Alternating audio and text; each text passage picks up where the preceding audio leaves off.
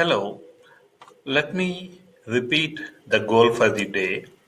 I can use coordinates to find the perimeter of polygons and area of triangles and rectangles. Okay. In real life scenarios, for example, who knows, you may become as a civil engineer. By the time you may have to design the swimming pool or maybe a basketball court. In these kind of scenarios, then if you identify the coordinates, and then you may have to design. And how to do that, you'll be learning in the coming up slides. In today's class, you'll be learning the new terms. What are polygons, what are triangles, equilateral triangles, rectangles, perimeter, area, and distance formula. Well, so let's talk about these terms first. What is a polygon? Polygon, it is a closed figure bounded by segments. Uh, Let me go to my favorite whiteboard. If I take, let's say, a triangle. Notice that where I started and I'm ending up there. Yeah, so it's a closed figure. And I'm taking a four-sided figure. Four-sided figure, all the time it need not be a square or a rectangle. It can be with four different dimensions. Therefore, it is a quadrilateral. And I'm taking with a five-sided figure. Please notice that where I started and I'm going to end up there, five sides. I call this as a pentagon with five sides. Right. So here the point is a closed figure means it is a figure closed by bounded by segments. It is a closed figure bounded by segments. If you take a triangle or you take a quadrilateral or a pentagon, these all are bounded by line segments. Now, triangle. All of you know that it is a three-sided polygon. It's a three-sided polygon. Next, equilateral triangle. A triangle in which all the three sides are equal, or you can call it as congruent. Pentagon, just now we discussed, it is a five-sided polygon. Next, regular polygon. Friends, a polygon in which all the sides are congruent, you can say congruent or these all are equal.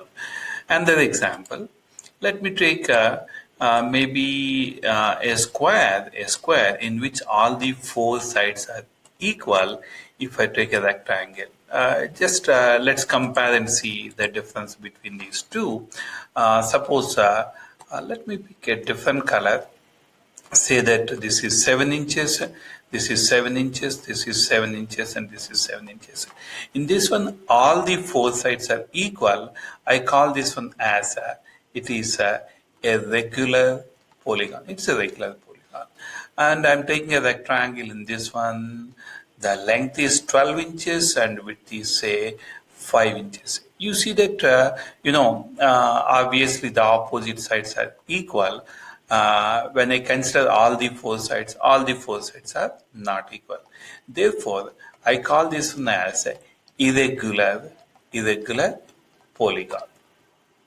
Okay, so what is a regular polygon and irregular polygon? Means regular polygon, a polygon in which all the sides are. This is a symbol of congruency. That means equal, same shape and same size.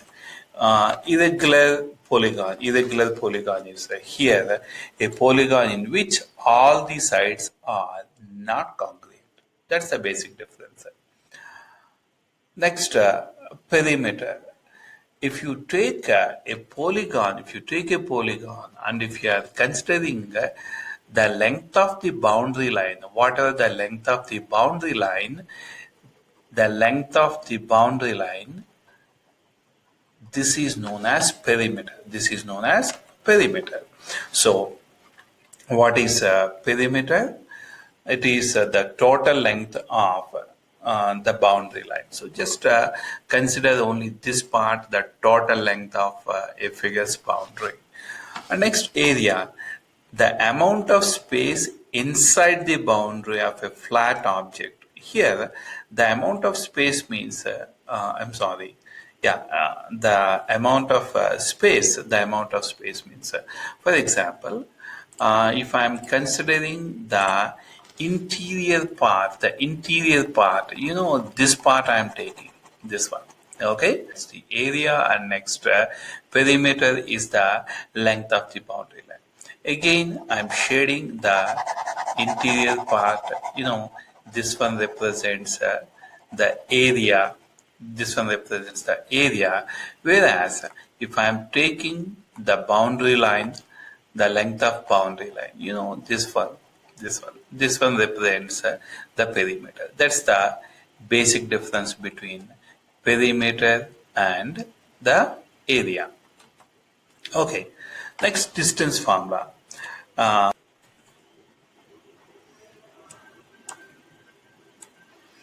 Now, I'm taking a graph sheet. On the graph sheet, let me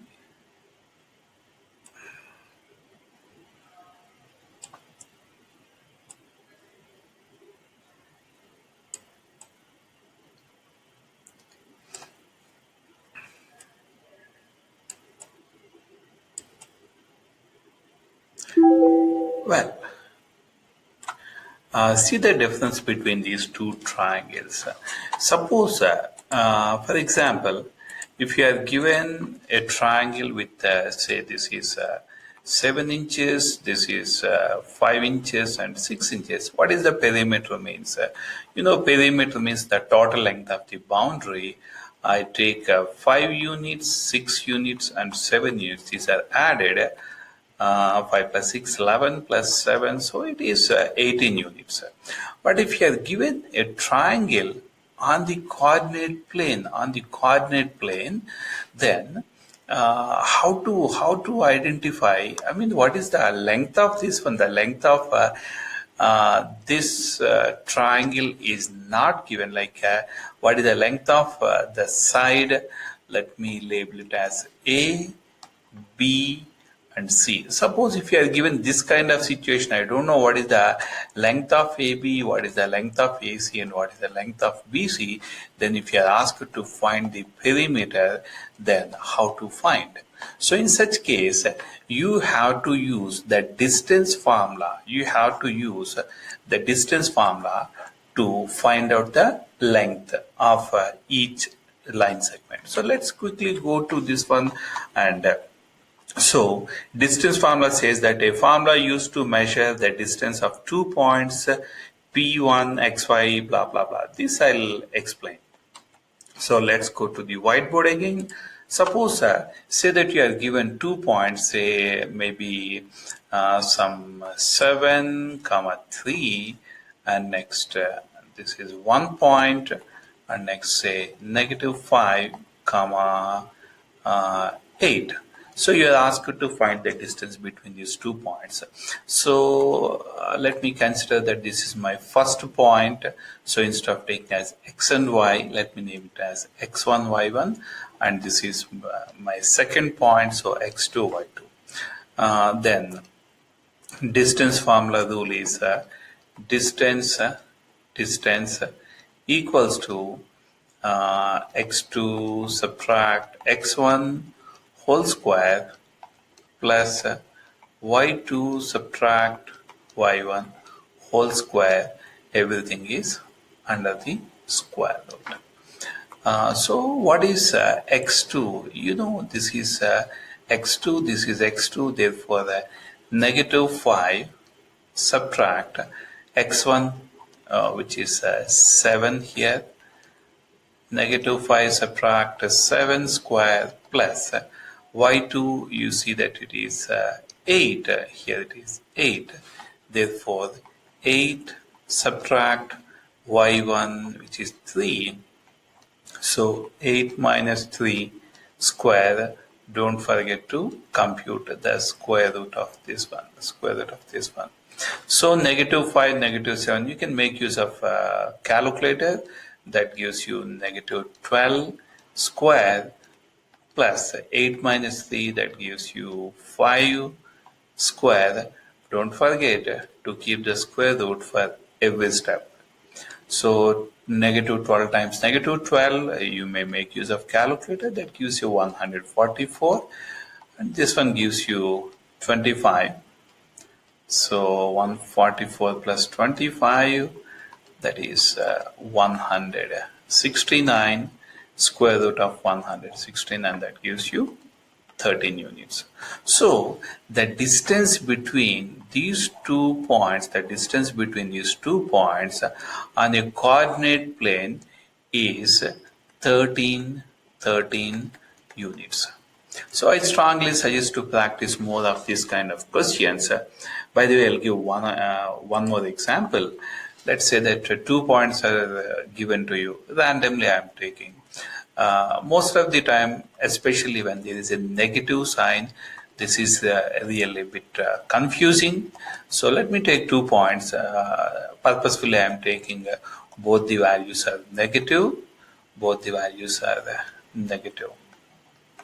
Okay, so first of all, let me identify that my first point as x1, y1, my second point as x2, y2.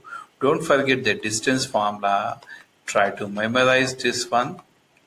Oops, my apologies. Yeah, distance equals to x2 minus x1 whole square plus y2 minus y1 whole square under the square root. Okay, so let me plug in the values. I know my x2 is here, which is negative 3, subtract my x1 is negative 5. It's negative 5.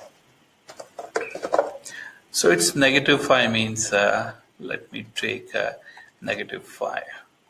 Negative 5, then whole square. Friends, the tricky part is here, negative of negative. If you want, you can make use of calculator.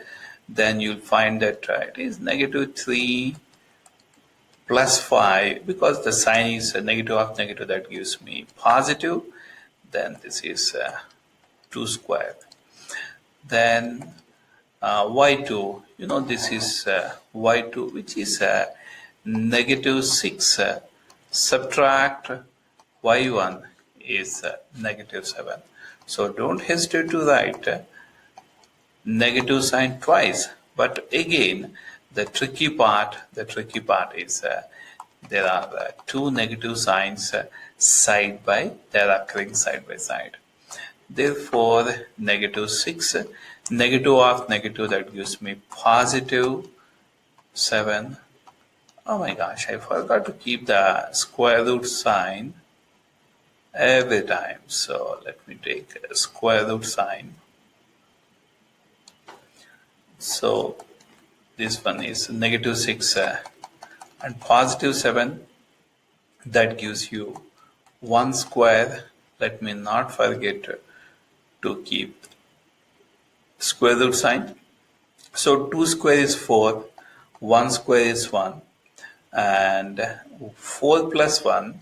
Don't compute square root 4 and square root 1 separately. So 4 plus 1, that gives you 5. So square root of 5.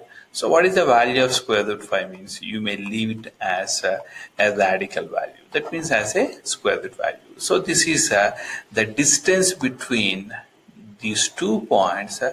The distance between these 2 points on a coordinate plane is square root 5 units.